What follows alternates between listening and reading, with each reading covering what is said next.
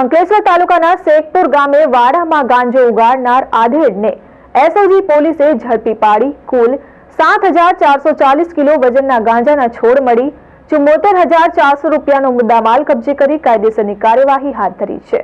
Police સૂત્રીય માહિતી મુજબ Bharuch SOG પોલીસની ટીમ પેટ્રોલિંગમાં હતી, જે દરમિયાન હ્યુમન ઇન્ટેલિજન્સ દ્વારા માહિતી મળી હતી કે શેખપુર ગામ ખાતે વડફળિયામાં રહેતા ઉસ્માન યાકુબ શેખે પોતાના ઘરના વાડામાં દિવાલી પાસે ગાંજાના છોડ વાવ્યા હોવાની માહિતી મળી હતી।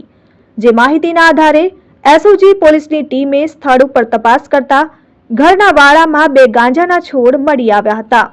એસઓજી પોલીસે ગાંજાના છોડ 7,440 કિલોગ્રામના જપ્ત કર્યા હતા અને ઉસ્માન યાકુબ શેખ સામે એનડીપીએસ એક્ટ હેઠળ ગુનો દાખલ કરી 74,400 રૂપિયાનો મુદ્દામાલ કબજે કરી તેની અંકલેશ્વર રૂરલ પોલીસ મથકમાં ફરિયાદ નોંધાવી હતી। રૂરલ પોલીસે ગુનો નોંધી વધુ તપાસ હાથ ધરી છે। Dharmesh Patel, RN news, Ankleshwar.